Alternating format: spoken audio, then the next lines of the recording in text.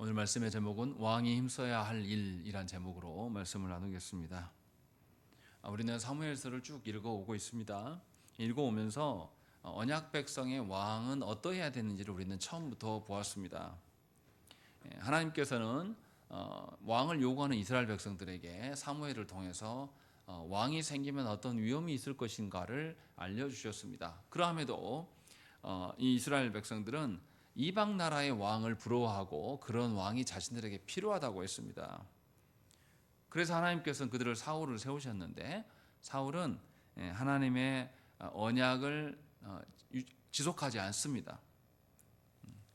분명하게 하나님과 무관한 길을 걷기 시작하게 되는 것이고, 그래서 언약을 깨뜨린 왕의 전형을 보여줍니다. 그런데도 하나님께서는 사울의 타락에도 불구하고 다윗을 왕으로 예비하심으로써 언약 백성의 왕의 면모가 어떠한 것인가를 다윗을 통해서 보여주셨습니다. 그래서 언약 백성의 왕은 하나님의 말씀에 근거한 왕이 되어야 된다라고 했습니다. 그래서 왕 홀로 서 있는 것이 아니라 왕은 말씀과 함께 있어야 돼요. 그래서 선지자와 제사장의 직분이 반드시 필요한 자이다라는 것을 우리는 말씀을 통해서 배웠습니다. 그런데 아무리 다윗이 하나님 앞에 온전한 자라 할지라도 완벽한 사람은 없습니다. 다윗은 밧세바의 간음 사건부터 사실은 간음이 주된 문제가 아니라 다윗이 전쟁이 벌어지는 시기에 왕 다윗이 있어야 될 곳은 전쟁터여야 되는데 그가 자기의 직무유기를 왕의 직무를 유기하면서 간음하기 시작하였고, 간음한 죄를 덮기 위해서 자기의 충성스러운 부하를 죽이게 되는 것이고, 이러한 범죄를 낳게 되는 일들이 다윗의 왕권 안에 나타납니다. 그래서 하나님께서는 이 문제를 간과하지 않으세요. 다윗이 왕의 직무를 남용하게 되기 시작하자 하나님께서는 그를 징계하시고, 다윗이 가해자로 남아졌던 모든 사건들을 다윗이 피해자로 되게 만드십니다. 그래서 다윗이 자신이 지었던 모든 죄를 낱낱이 징계받음으로 말미암아서 죄로부터 건짐을 받는 과정들을 하나님이 보여주십니다. 이것이 20장까지의 사건이에요. 그래서 이제 21장부터 24장의 사건들이 갑자기 다른 사건이 나온 것처럼 보여져요. 그래서 성경을 볼 때에 21장부터 24장의 사건은 누가 중간에 끼워넣은 거다라고 이렇게 성경이 편집된 거다라고 자유주의자들은 말합니다. 그런데 그렇지 않다라는 거죠. 우리는 21장부터 이어지는 사건으로 이해를 해야 됩니다. 이게 자꾸 맥락이 안 맞으니까 20장 사건 다음에 11개 상으로 넘어가면 맥락이 가장 자연스럽거든요. 21장부터 24장을 빼고. 그래서 어떤 사람들은 21장부터의 내용이 다윗이 노년의 이야기가 아니라 젊었을 때의 이야기다. 그냥 성경의 저자가 자기의 주장하는 바를 강화하기 위해서 순서를 바꾼 것이다. 뭐 이렇게 설명하는 분들도 있습니다. 그런데 우리는 성경의 저자의 흐름 따라서 그것을 우리가 받아들이는 것이 가장 좋습니다. 그래서 21장의 사건을 우리는 노년의 다윗의 사건으로 보기를 원해요. 이게 제가 보는 방식이 정답이라고 말씀드리는 건 아니에요. 봐야 될 것을 보기 위한 것이죠. 그래서 21장부터 24장까지는 이제 사무엘 상부터 시작된 하나님의 말씀이 이스라엘의 왕이 무엇을 추구해야 될 건지를 종합적으로, 다윗이 지금 어떤 왕입니까? 하나님 앞에서 세워져서 온전하게 흐트러짐 없이 살아온 왕이 아니에요. 다윗도 처음에는 그렇게 세워졌으나 그가 자기의 직무를 유기함으로 말미암아서 이제 자기의 쾌락을 위해서 얼마든지 왕권을 남용했던 왕이고, 또 그 일로 살인도 저지르는 것이고, 또 그 일로 인하여서 나라의 모든 질서가 흐트러지는 것을 우리는 보았습니다. 그래서 징계받은 왕이긴 하지만 하나님께서는 다시금 언약 백성의 왕이 어떤 방식으로 자기의 직분을 수행해야 될지를 알려주면서 종합적으로 사무엘서 전체를 마무리하는 것으로 우리는 보아야 됩니다. 그래서 21장부터 24장 말씀은 사무엘서의 전체 결론 부분에 해당해요. 그런데 결론의 첫 시작이 뭐로 되어 있냐면, 징계받은 왕에게 어떤 일이 일어났다고 이야기합니까? 1절을 한번 보시겠습니다. 무슨 일이 일어났습니까? 그냥 기근이 아니에요. 시대에 다윗 시대에 해를 거듭하여 3년 기근이 있었다. 이게 무슨 말입니까? 기근이 연속해서 계속 있었다라고 이야기하는 거죠. 기근이 한 해만 있는 게 아니라 한 해, 둘째, 세 번째까지 계속 있습니다. 기근이 한 해 있다가 몇 년 좀 풍년 있다가 다시 기근이 있으면 살만해요. 견딜만 합니다. 그런데 연속 기근이 생기면 굉장히 큰 문제예요. 더군다나 지금 이스라엘의 주된 산업은 무엇입니까? 농사와 목축업이에요. 그런데 이 가나안 땅의 기후는 어떤 특성을 갖고 있냐면 비가 많이 내리지 않아요. 굉장히 위험합니다. 10절에 보시면 뭐라고 되어 있냐면 10절 말씀을 읽겠습니다. 시작.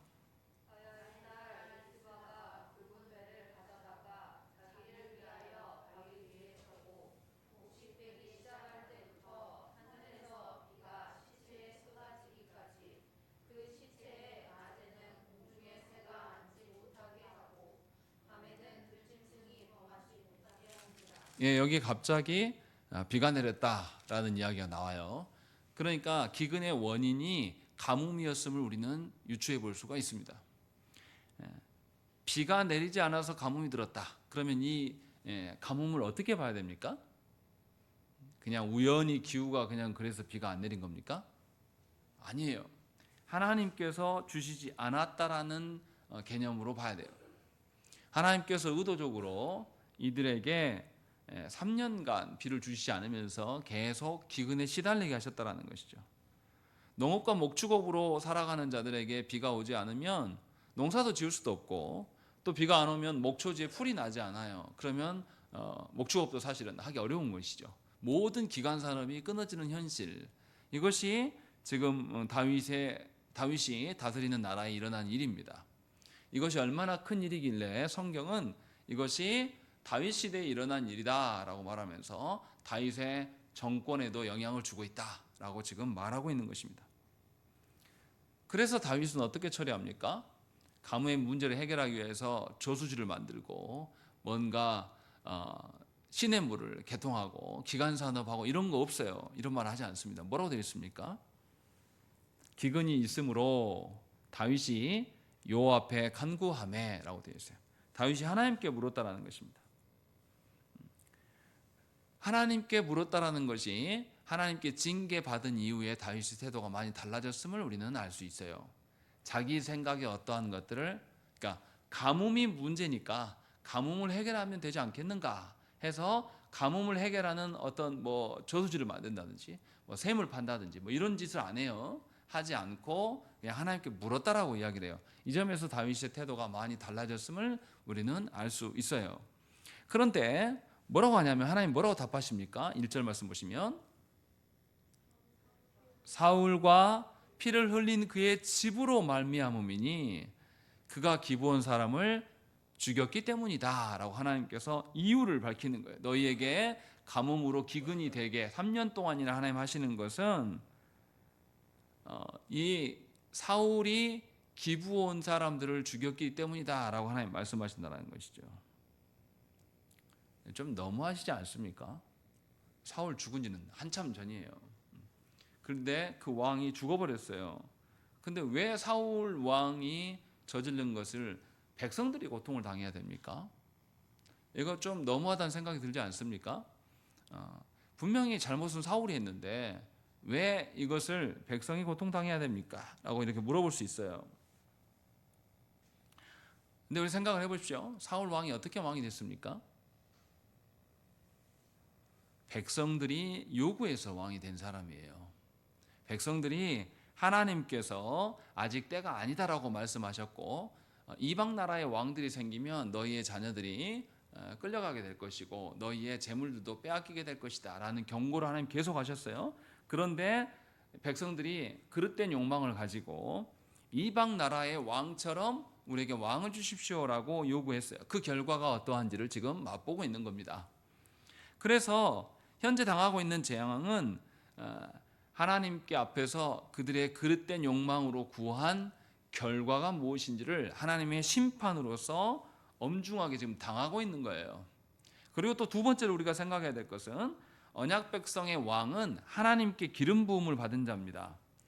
하나님께 기름 부음 받았다라는 의미는 무엇이냐면 하나님의 통치를 위임받은 자예요. 그래서 하나님을 대신하여서 다스리는 자예요. 그러면 언약 백성의 왕과 언약 백성은 운명이 같습니까? 다릅니까? 같아요. 왕이 하나님의 다스림을 대언해서 함께 왕의 하나님의 어떠하심이 왕에게 드러나는 거예요. 그러니까 백성들은 분명하게 이 왕과 한 운명 공동체로서 한 방향으로 가야 될 일이란 말이죠. 그러니까 왕이 통치를 잘못하면 온 백성이 그 일에 함께 휘말리는 것이 정상이라고 성경은 말씀하고 있는 것입니다.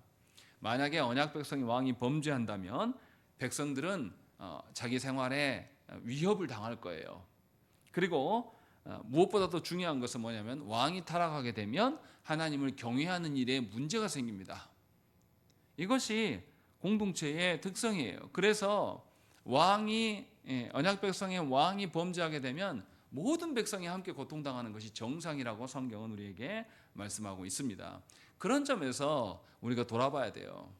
조국 대한민국 안에 말도 안 되는 5살짜리 망나니 같은 사람이 대통령이 되었다는 사실 자체가, 그것도 교회가 전적으로 밀어서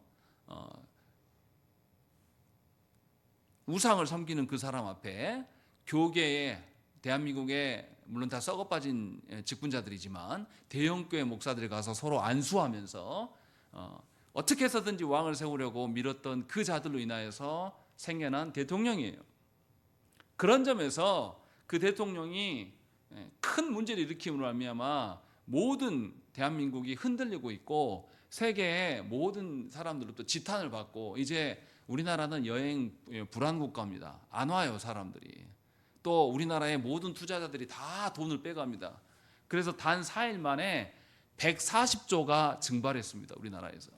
우리나라 1년 예산이 600 몇 조가 돼요. 20%를 한 번에 단 며칠 사이에 없어버린 장본인입니다. 이게 누구 잘못이냐? 언약 백성이었던 교회의 잘못입니다. 그래서 하나님께서 사울의 잘못을 백성들에게 치듯이 교회가 눈멀어서 하나님의 온전한 하심 가운데 서지 못함에 대해서 하나님은 분명하게 우리를 치고 계시는 거예요. 분명히 이 사실을 알아들어야 됩니다. 그래서 언약 백성의 왕은 매우 중요해요. 교회가 나서서 세상의 통치자가 되라는 뜻이 아니에요. 교회는 국가 역시도 하나님의 다스림 속에 있는 자들로 여기면서 하나님의 공의를 실천하라고 국가에게 건의하고 권면할 수 있어야 될 그런 존재로 서 있어야 됩니다. 그런데 교회가 그렇게 할 생각이 없었고 거짓된 독재자들과 함께 늘 운명 공동체로 살아왔어요. 정말 부끄럽기 짝이 없는 게 뭐냐면 지금도 그렇게 거짓된 대통령을 세우는 것에 대한 책임을 통감하지 않습니다.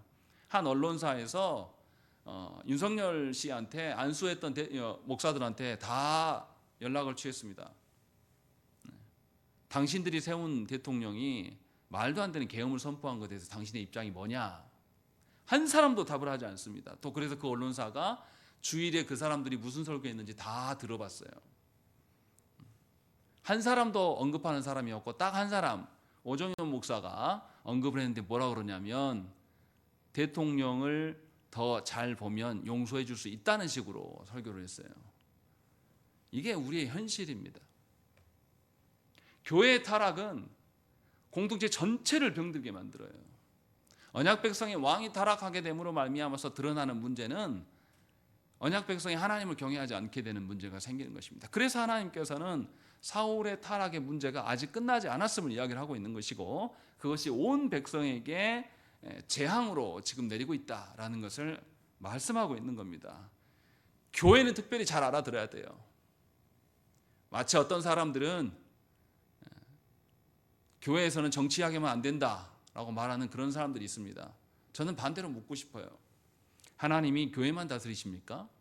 하나님이 세상은 다스리지 않습니까?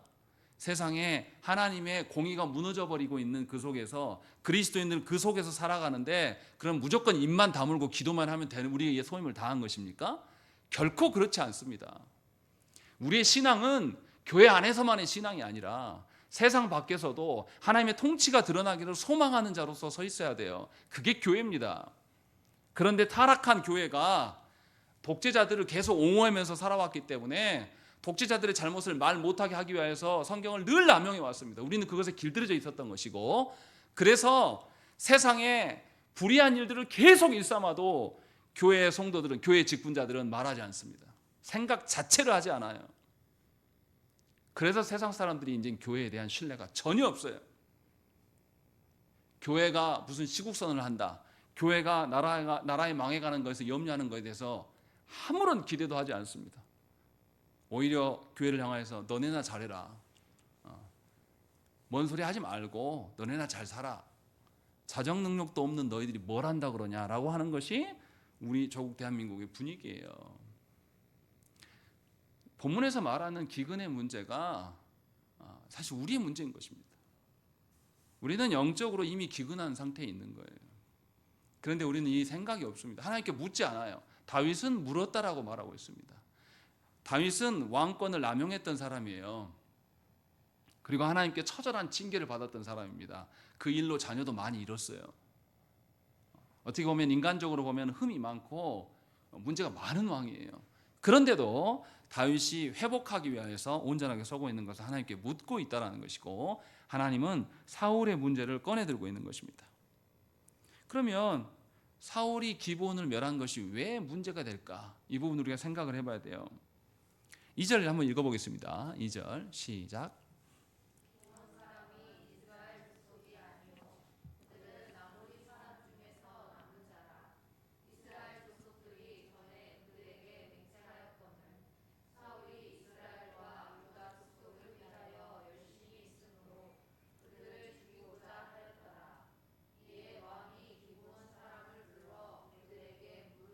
예, 2절에 이게 사울이 기브온 족속을 죽인 이유가 왜 문제가 되는지를 알려줍니다. 뭐라고 말하냐면 2절에서 사울은 어떤 열심이 있었다고 말하냐면 이스라엘과 유다 사람을 위하여서 열심이 있었다. 그래서 기브온을 죽이고자 했다라고 이렇게 밝힙니다. 그런데 기브온은 아모리 족속의 일부다라고 말합니다. 아모리 족속은 하나님께서 가나안 땅 정복 전쟁을 펼칠 때에 진멸하라고 했던 7 족속 중에 한 족속이에요. 그렇기 때문에 기브온 족속을 진멸하는 것이 하나님의 처음 명령에 비추어 보면 크게 문제가 될 게 없어요. 그런데 하나님은 왜 이것을 문제 삼고 있습니까? 2절의 말씀에 이렇게 나와요. 사울이 이스라엘과 유다 족속을 위하여서 열심히 있음으로 그들을 죽였다라고 말하는 그 앞에 부분을 보십시다. 기브온 사람은 이스라엘 족속이 아니요, 그들은 아모리 사람 중에서 남은 자라. 그 다음이 중요합니다. 이스라엘 족속들이 전에 그들에게 맹세하였거늘, 이렇게 말씀하고 있어요. 무슨 말입니까? 언약 관계를 수립했다는 거예요. 우리가 아는 것처럼 여호수아 9장 말씀에 이스라엘 백성들이 가나안 정복 전쟁으로 들어오니까 다 승승장구하고 이기면서 들어오는 것을 이 아모리 족속 사람들, 이 기브온 사람들이 들었습니다. 그래서 기브온 사람들이 어떻게 합니까? 아주 멀리서 온 것처럼 옷이 떨어진 옷 입고 다 곰팡이 핀 빵을 갖고 와가지고 여호수아를 속여요. 우리가 그 소리를 들었다. 우리는 당신들 밑에서 종으로라도 살고 싶습니다. 그래서 여호수아가 속긴 했지만 언약을 맺습니다. 그래서 그들이 함께 살아갈 수 있도록 자격을 얻어요. 그런데도 불구하고 사울은 어떻게 합니까? 이 하나님의 이름으로 언약한 것을, 맹약한 것을 사울은 다 깨버립니다. 단지 무슨 이유라고 말하는 거죠? 2절에 누구를 위하여서? 이스라엘과 유다 족속을 위하여서. 하나님을 위한 것이 아니에요. 사울은 그냥 사람들한테 잘 보이고 싶은 거예요. 사울은 민족주의적인 입장으로서는 좋은 왕이라고 말할 수 있을지 모르겠으나 하나님의 세우신 왕으로서는 빵점입니다. 하나님의 이름으로 언약한 바를 사울은 무시하는 거예요. 그래서 사울이 어땠습니까? 사무엘상 15장에서 하나님께서 누구를 진멸하라고 말씀하십니까? 아말렉을 진멸하라고 하나님 말씀하실 때도 사울은 뭐 합니까? 진멸하지 않아요. 뭐 남겨둡니까? 아말렉에 보니까 좋은 양과 소가 있단 말이에요. 그리고 심지어 아말렉의 왕도 살려둔다고 하는 거죠. 하나님의 명령과 하나님의 약속에 근거한 왕이 아닙니다. 그냥 민족주의자예요. 2절에서 그것을 지금 밝히고 있는 겁니다. 사람 앞에 왕인지 아니면 하나님 앞에 왕인지를 구별해야 한다는 것이죠. 그것을 지금 우리에게 말씀하고 있습니다. 그래서 다윗이 하나님께 물었고 이유를 알았어요. 그래서 3절에 뭐라고 하냐면 다윗이 그들에게 묻되, 여기서 그들은 누굽니까? 기본 사람들이죠. 그들에게 묻되 내가 너희를 위하여 어떻게 하랴? 내가 어떻게 속죄하여야 너희가 여호와의 기업을 위하여 복을 빌리겠느냐 하니라고 하는 거죠. 다윗이 지금 하나님의 말씀을 듣고 응답을 받고 난 다음에 기본 족속을 불러서 그들에게 물어봅니다. 이 묻는 의미를 잘 알아들어야 돼요. 너희가 억울하게 사울에게 학살당했으니까 보복할 수 있는 기회를 줄게, 이 의미가 아니에요. 그렇게 읽으면 안 됩니다. 언약의 문제, 깨어진 언약의 문제를 다시 복구하려고 다윗은 이들을 불렀습니다. 기본 사람들은 이방인입니까? 아니면 언약 백성입니까? 언약 백성입니다. 이방인의 관점으로 읽으면 안 돼요. 이미 언약 백성 안에 들어와 있던 사람들이고, 그래서 이들에게 다윗이 묻는 겁니다. 똑같은 언약 백성의 입장으로서 너도 하나님의 이름으로 언약한 자들이기 때문에 언약 백성에게 동등한 입장으로서 묻고 있는 거예요. 다윗이 자기가 왕이고 너희는 이방인이니까 내가 하라는 대로 해, 이렇게 하지 않고 너희도 어찌됐든 간에 하나님의 언약 백성 안에 들어와 있기 때문에 그 관점에서 너희를 변호하고 너희의 어떠함을 말해라 라고 지금 말하고 있는 거죠. 그런데 이 기본 사람들의 대답이 참 멋있어요. 4절로 읽겠습니다. 시작.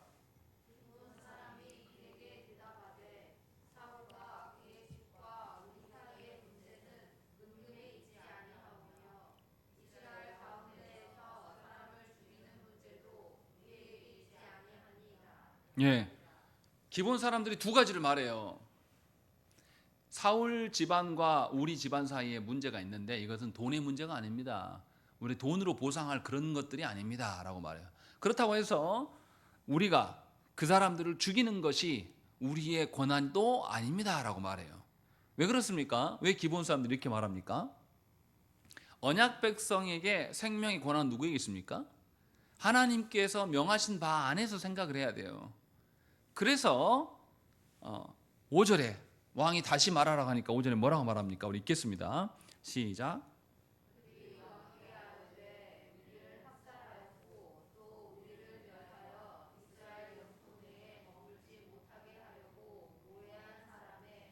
예, 여기서 보면 자기들의 문제가 이 사울로 인하여서 자기에게 벌어진 일이 뭐냐면 학살당했는데 학살당한 것뿐만 아니라 우리 중에 일부가 죽은 것뿐만 아니라 더 문제는 뭐라고요?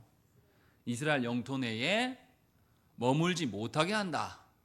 우리로 말미암아 언약 백성이 아닌 것처럼 내쫓는 일이 더 큰 문제입니다 라고 지금 그 이야기를 하고 있어요. 그러니까 기브온 사람들의 문제의식이 얼마나 귀합니까? 자신들의 복수가 목적이 아니에요. 자신들은 언약 백성으로 유입되었고 이 땅 안에서 언약 백성과 함께 살아가야 되고 언약 백성의 질서로 말미암아 하나님 주시는 말씀의 질서로 살아가야 될 것들을 지금 말씀하고 있는 것이에요. 여기까지는 참 좋아요. 근데 이해가 되지 않는 것은 뭐냐면 그 다음이에요. 6절에 자손 7사람을 우리에게 내주소서. 여호와께서 택하신 사울의 고을 기브아에서 우리가 그들을 여호와 앞에서 목매어 달겠나이다. 이렇게 말한단 말이죠. 왜 앞에서는 생명을 죽이고 살리는 게 우리 권한이 아니다라고 해놓고 왜 7명을 달라 그럴까요? 이 부분을 생각을 해봐야 돼요. 그것도 어디에서 죽이겠다고요? 누구 고향에서?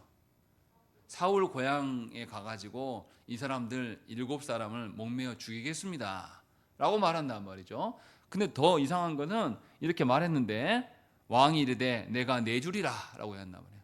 다윗이 그래 그렇게 라고 이야기한단 말이죠. 이게 뭔 의미일까요? 이걸 알아야 돼요. 지금 원수가 없는 겁니까?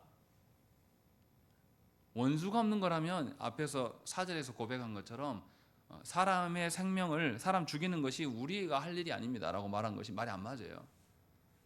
뭐 때문에 이렇게 말하는지 잘 생각을 해봐야 됩니다. 아까 제가 말씀드렸죠. 다윗은 이 기근의 문제를 하나님께 여쭈었고 하나님이 이 기근의 문제가 뭐라고 말씀하셨습니까? 언약이 파기된 거다라고 해서 언약의 문제다라고 말씀하신 거예요. 그래서 언약을 다시 세워야 돼요. 언약에 순종하면 복이 임하고 언약에 불순종하면 하나님 어떻게 하십니까? 저주하십니다. 심판하셔요. 그런데 하나님께서 심판하고 저주하실 때 맥락을 잘 살펴야 돼요. 신명기에 보면 하나님께서 너희가 말을 듣지 않으면 너에게 재앙을 내리실 것들을 말씀해요. 그래도 말을 듣지 않으면 하나님 어떻게 하신답니까? 이방 나라의 포로로 끌려가게 하실 것이다. 그런데 끌려가게 해서 죽여버리고 끝내겠다고 하십니까?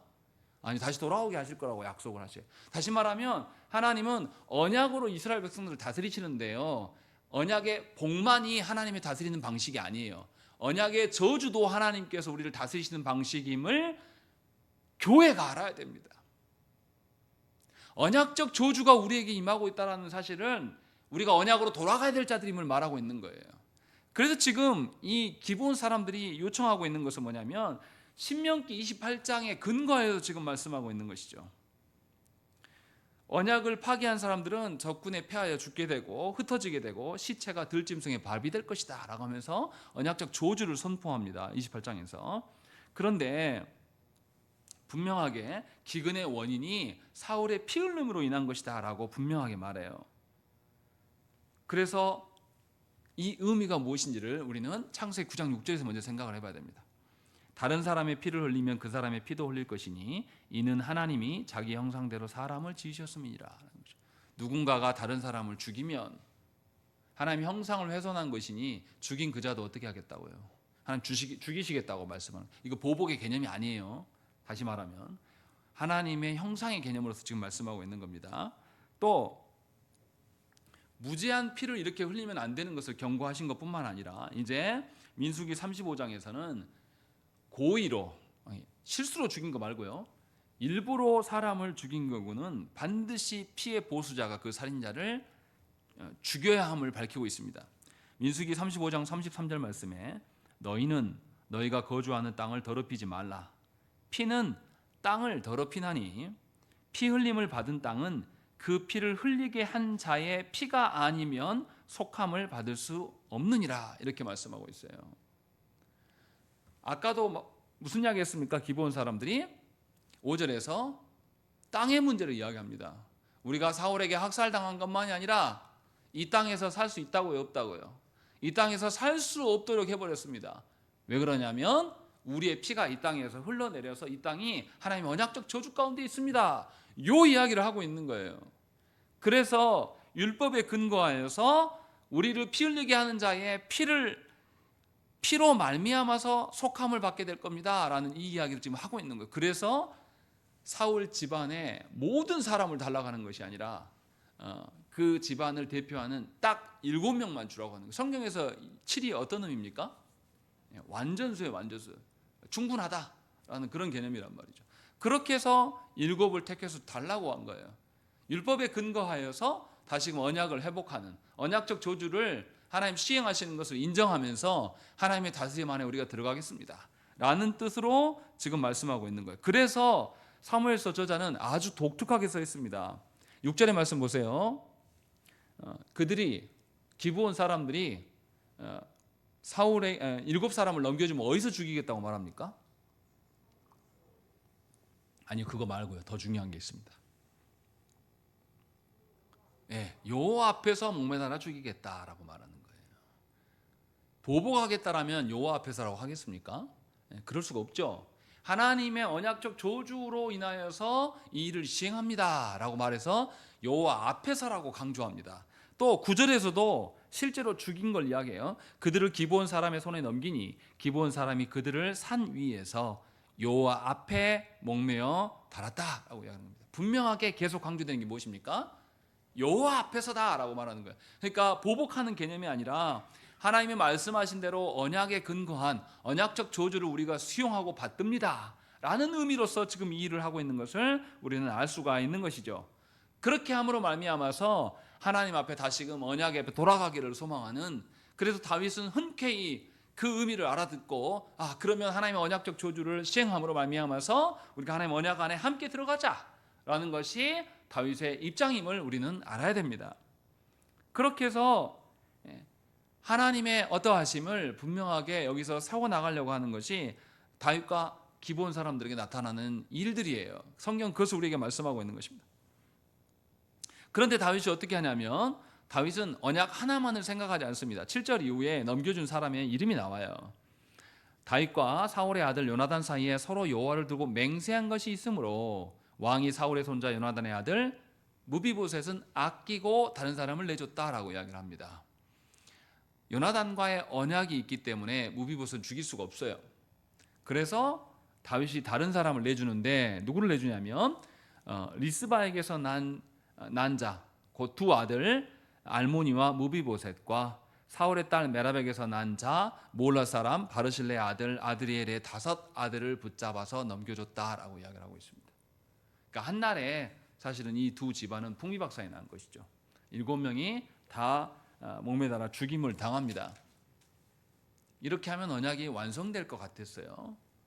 그런데 이상하게 14절에 가서야 뭐라고 나오냐면 그 후에야 하나님이 그 땅을 위한 기도를 들으셨다라고 말씀하고 있는 거예요. 목매단 것으로 끝나지 않았다라고 지금 말씀하고 있는 겁니다. 우리는 보통 언약적 저주를 시행하면 이제 됐다라고 생각할 수가 있는데 뭔가 아직 해결되지 않은 문제가 있다라고 말씀하고 있어요. 그 문제가 무엇인지가 10절 이후에 리스바가 이 사울의 첩 리스바가 한날에 두 아들을 함께 잃었어요. 어미의 심정이 얼마나 괴롭겠습니까? 그런데 리스바가 와서 뭐 합니까? 10절 말씀 보세요. 굵은 배를 가져다가 바위 위에 펴고 뭘 지켰습니까? 두 아들의 시신을 지키고 서 있어요. 밤에는 들짐승이 와서 못 먹게 하고 낮에는 새들이 와서 못 먹게 하면서 그 시신을 지키려고 애를 씁니다. 언제까지요? 언제까지요? 하늘에서 비가 쏟아질 때까지 그 일을 했다라고 기록을 하고 있는 것입니다. 이게 뭘 의미할까요? 분명하게 이 어미는 하나님의 언약적 저주로 아들을 잃긴 잃었지만 어미로서의 자기 역할을 하고 있어요. 시신을 보존하면서 언약 백성들에게 언약적 저주 중에 하나가 뭐냐면 시신이 유기되는 겁니다. 장사되지 못하는 것. 그래서 에레미야도 그렇고 에스겔도 그렇고 이사야에서도 계속 반복되는 게 뭐냐면 너희가 하나님께 순종하고 돌아오지 않으면 이 예루살렘 성이 완전히 초토화돼서 너희의 시신을 수습할 자가 없을 것이다. 너희의 시신을 짐승이 와서 먹을 것이다. 너희가 살고 있는 그 땅에는 사람이 아무도 살지 않고 짐승들이 노니는 땅이 될 것이다 라고 하면서 계속 하나님 경고하시거든요. 그 말씀을 지금 하고 있는 것이고, 이 리스바는 자기 어미로서의 그 역할을 시체를 지키면서 하는 것을 봐요. 근데 이제 문제는 뭐냐면 이 리스바 얼마나 가엾습니까? 이 여인은 사실은 뭐 잘못이 있다고 말하기는 어렵죠. 그런데 리스바가 행한 일이 누구에게 알려졌다고요? 다윗에게 알려졌다라고 되어 있어요. 그런데 이 리스바의 모습을 보고 다윗이 이상한 행동을 해요. 리스바에 가서 위로하거나 뭐 이런 게 아니라 갑자기 누구 뼈를 말합니까? 사울의 뼈와 요나단의 뼈를 갑자기 이장해 왔다라고 이야기합니다. 이거 뭔 말입니까? 왜 갑자기 다윗이 리스바의 리스바의 자녀들의 시신을 수습해 주면 되잖아요. 근데 그게 아니라 이미 죽은 지 오래된 사울과 요나단의 뼈를 수습해 올까요? 그래서 그걸 어디다가 둡니까? 어디에다가 이장해요? 그의 집안의 묘에 장사 지내줬다라고 이야기합니다. 전에는 이 사울과 요나단이 시신이 어떻게 정리됩니까? 그 정리된 이야기를 12절에서 하고 있어요.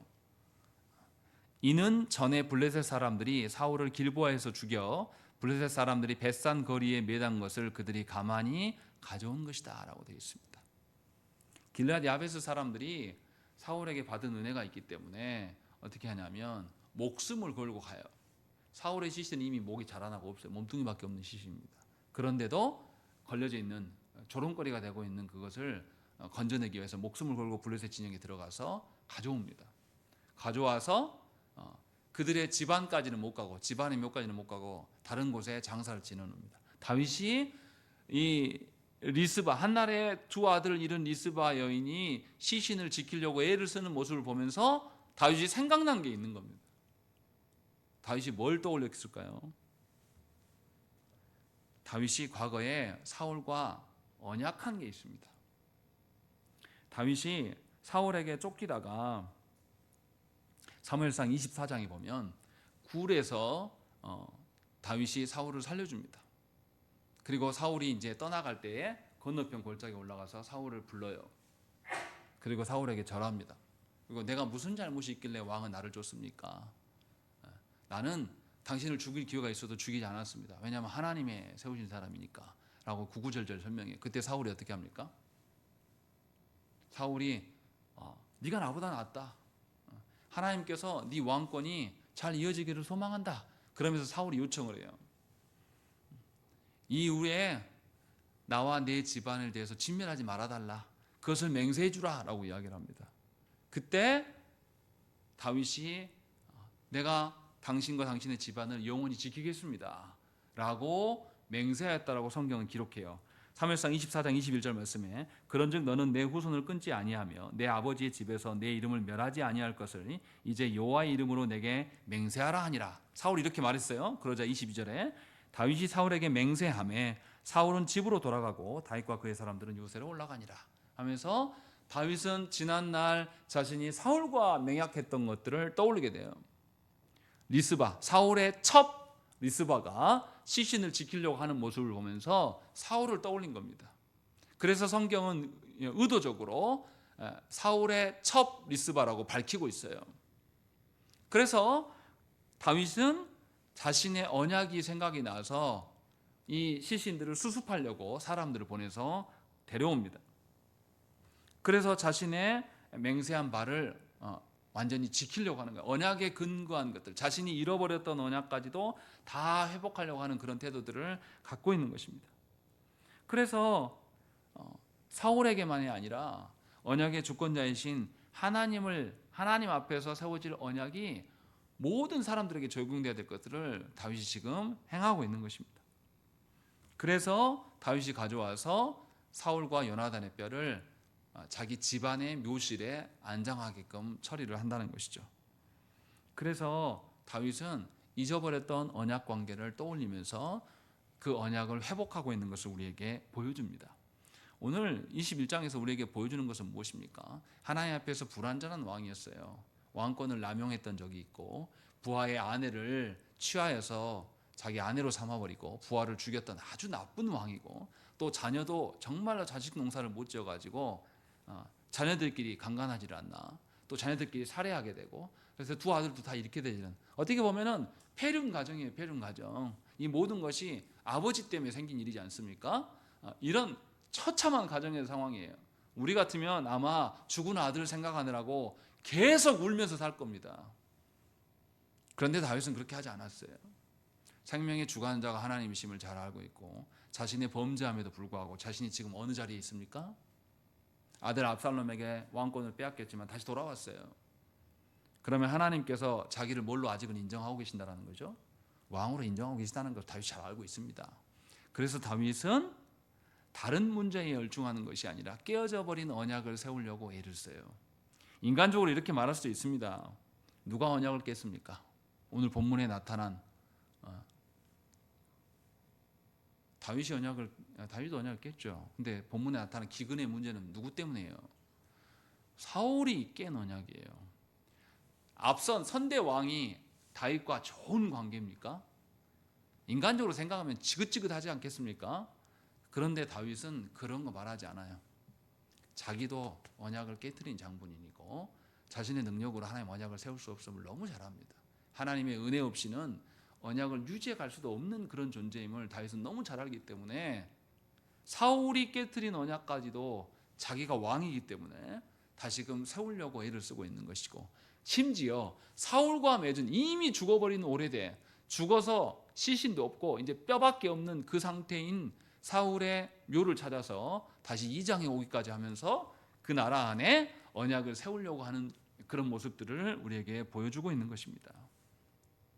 여러분들이 살아가고 있는 방식은 여러분들의 노력과 여러분들의 어떠함으로 사는 것이 아니에요. 어떤 분들은 이렇게 말합니다. 우리에게 당면한 문제에 집중해서 살아가는 분들이 있어요. 취업이 문제면 취업만 열심히 하고, 결혼이 문제면 결혼만 열심히 하고, 나라가 이 모양이면 정치 문제만 열심히 하고, 이렇게 해서 우리가 살아갈 수 있을 것처럼 생각을 합니다. 근데 그렇지 않아요. 나라의 주관자 하나님이시고요, 내 결혼의 주관자도 하나님이시고요, 내 취업의 문제도 하나님이 주관이에요. 우리는 뭐에 힘써야 됩니까? 하나님의 다스림 가운데 하나님 언약 안에 있기를 소망해야 돼. 그것이 살 길이라고 지금 성경은 우리에게 말씀하고 있는 겁니다. 누구보다도 여러분 가정 안에서 여러분들이 먼저 믿었어요. 여러분들 가정 안에 언약이 세워져야 될 책무가 여러분들에게 있습니다. 여러분들이 언약을 세우지 않으면요, 여러분들은 반드시 하나님께 책임에 대한 질문을 받게 돼 있습니다. 내가 너를 먼저 불러서 언약의 가정으로 세우라 하지 않았냐? 내가 너를 불러서 이 조국 대한민국 땅에 80% 사람이 예수를 안 믿는데 내가 너희들을 통하여서 하나님 언약을 세우라고 말씀하지 않았냐? 라고 묻고 계시는 것이 우리의 현실입니다. 윤석열 때문에 문제가 아니라, 정치가 문제여서 경제까지도 문제가, 그게 문제가 아니라 이 땅에 언약이 없기 때문에 그래요. 하나님의 다스림을 존중하는 그런 성도가 멸절해 버렸어요. 교회가 회개할 줄 모릅니다. 교회가 하나님과의 언약의 관계를 세우기 위해서 회개하고 하나님 앞에서 온전하게 서지 못한 것을 떠올리면서 과거의 일이라도 하나님 앞에 다 실토하고 회개하고 그 언약을 세우려고 하는 몸부림이 전혀 없어요. 여전히 아무리 타락한 정치 권력자라 할지라도 그 사람이 내 동아줄이에요. 어떻게 국민을 향해서 총칼을 겨누는데 그런 대통령에 대해서 회개하라고 말하지 못합니까? 목회자들이. 이게 정치 싸움이어서 양 진영의 문제입니까? 이건 정의의 문제예요. 국민들을 온전하게, 국민들의 안전을 지키라고 한 그 권력을 줬는데 그 권력으로 국민들에게 총뿌리를 붙인 이 사건을 두고 정치의 일이라고 말하지 말라고 하는 목사는 하나님의 정의를 모르는 겁니다. 하나님의 정의를 눈 감고 살아가는 거예요. 이거 정치 이야기를 하는 게 아니에요. 누가 봐도 합당하게 공의와 정의의 문제를 이야기하고 있는 거예요. 여러분들도 깨어나셔야 됩니다. 하나님의 정의가 지금 무너져 있어서 말도 안 되게 국민들에게 총칼을 겨눈 일이 벌어졌는데 어떻게 그리스도인들이 이것을 진영 논리로 말할 수 있습니까? 하나님 앞에서 하나님의 다스림 가운데 놓이지 않으면 우리는 다 죽어요. 하나님의 언약 가운데 서지 않으면 우리는 그리스도인이 아닙니다. 그냥 종교 행위만 한 것뿐이에요. 지금 그것을 성경이 말씀하고 있는 거예요. 온전하지 않는 왕이지만 하나님 앞에 타락할 대로 타락해서 하나님의 징계를 심하게 받은 왕이어서 가정이 이미 풍비박산이 난 다윗이지만 돌이켜고 이제라도 하나님의 언약을 세우려고 하는 모습이 마지막 말미에 나타나고 있는 거예요. 그리고 나서 15절부터 22절의 말씀 뭐냐면 블레셋이 이스라엘을 공격하는 내용이 나옵니다. 그럼 다윗이 전쟁에 참여해요. 근데 다윗이 전쟁에 참여했는데 어떻게 합니까? 죽을 뻔했다라고 기록을 해요. 16절에 보시면 거인족의 아들 중에 무게가 300세겔 되는 노창을 들고 세 칼을 찬 이스비브놉이 다윗을 죽이려 함으로라고 되어 있어요. 다윗이 전쟁에 도움이 되는 자가 아니라 이제 고령이기도 하고 다윗이 힘이 없어요. 가면 방해밖에 되지 않습니다. 그런데 그의 군사들이 다윗을 도와서 다윗을 살립니다. 그리고 그 다음이 중요합니다. 17절에 뭐라고 합니까? 다윗의 추종자들이 그에게 맹세하여 이르되 왕은 다시 우리와 함께 전장에 나가지 마옵소서. 이스라엘의 등불이 꺼지지 말게 하옵소서라고 이야기한단 말이죠. 왜 이 사람들이 이 말을 합니까?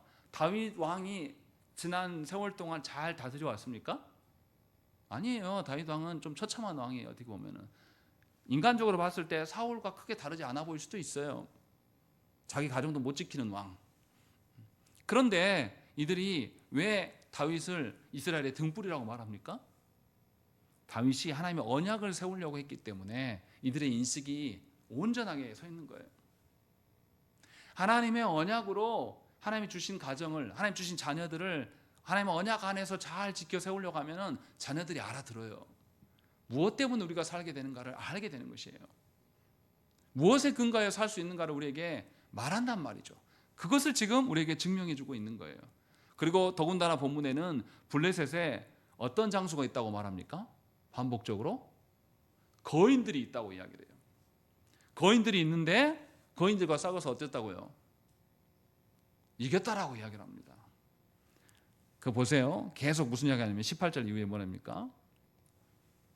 18절에 보시면 거인족의 아들 중에 삽을 쳐 죽였다. 19절에도 그자의 창자루는 배틀채 같았다. 또 20절에는 보면 손가락 발가락 6개씩 해갖고 24개였다. 뭔가 독특한 사람이다. 다 뭐냐면 거인들 이야기가 나와요. 그런데 결론적으로 22절에 뭐라고 합니까? 이 네 사람 가드의 거인족의 소생이 다윗의 손과 그의 부하들의 손에 다 넘어졌다라고 이야기하는 것입니다. 이 전쟁을 누가 하고 계신다는 거예요? 하나님께서 하고 계신다라는 것을 말씀하고 있는 거죠. 전쟁에 이기를 궁리하지 말고 하나님의 언약을 세우는 것이 중요하다. 그리고 그 언약을 세우는 결과가 무엇인지를 15절부터 22절까지 사무엘서 저자는 우리에게 말씀하고 있는 것입니다. 우리의 인생길에서 어떤 특정한 것이 나를 괴롭힐 수 있어요. 돈이 나를 괴롭힐 수도 있고요. 또 어떤 사람들과의 관계나 명예가 나를 괴롭힐 수도 있습니다. 또 자식의 문제가 나를 힘들게 하기도 해요.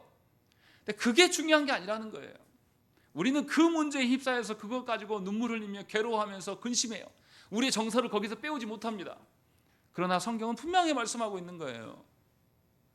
하나님의 언약과 다스림으로 너희가 산다. 그러니 하나님의 언약 하에 거하기를 소망하라는 것입니다. 하나님께서 우리를 이 땅 안에 뭐로 부르셨습니까? 어떤 제사장이요? 왕 같은 제사장으로 우리를 부르셨습니다. 여러분들은 여러분들 가정의 왕이에요. 여러분들은 여러분들의 지인들 가운데 하나님을 알지 못하는 자들에게 하나님 나라를 선보이는 왕이에요. 누구보다도 여러분들은 하나님의 공의로움을, 하나님의 정의로움을, 하나님의 진실하심을, 하나님의 의로우심을, 하나님의 긍휼이 많으심을, 하나님의 어떠하심을 증거하고 그 질서를 바로 세워나가야 될 일이 여러분들이 해야 될 일이에요. 성경은 그것을 우리에게 말씀하고 있는 것입니다. 그러니 세상살이 하면서 어떤 문제에 붙들려 살아가지 마세요. 그게 본질이 아닙니다. 오늘 본문의 시작은 기근으로 시작합니다. 비가 오지 않아서 기근이 생긴 것처럼 보여줄 수 있어요. 그러나 궁극적으로는 언약의 문제였습니다. 하나님이 그것을 우리의 친히 말씀하고 계시는 것이죠. 그러니 왕 같은 제사장으로 부른 우리가 하나님의 언약을 세워나가기 위해서 하나님께 힘써야 됩니다. 나라가 이 모양 이 꼬라지가 된 것, 교회가 회개하지 않으면서 엉뚱한 방향으로 나가는 거 보면 숨이 막히고 너무너무 괴로워요. 하나님의 백성인 우리가 하나님 앞에서 공의가 무엇인지를 교회가 보이지 않았기 때문에 이 나라의 리더자들이 큰 모양인 거예요. 이게 우리의 문제예요.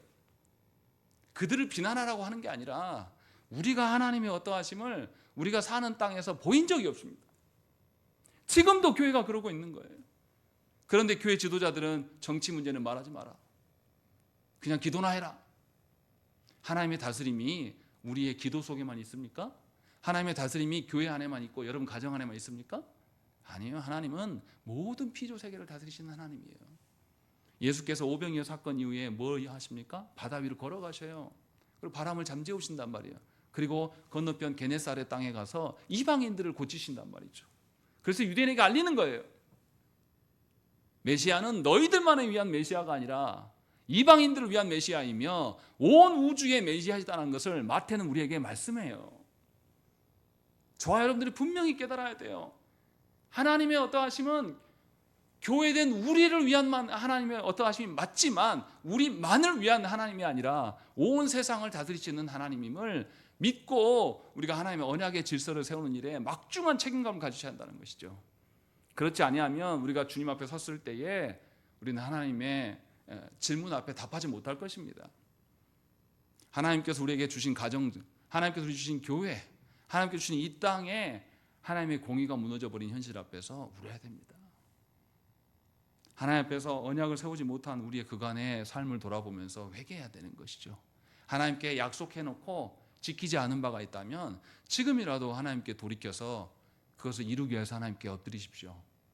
그것이 여러분들의 살 길이고 그것이 교회로서 성도로서 사는 유일한 길입니다. 우리 함께 기도하시겠습니다.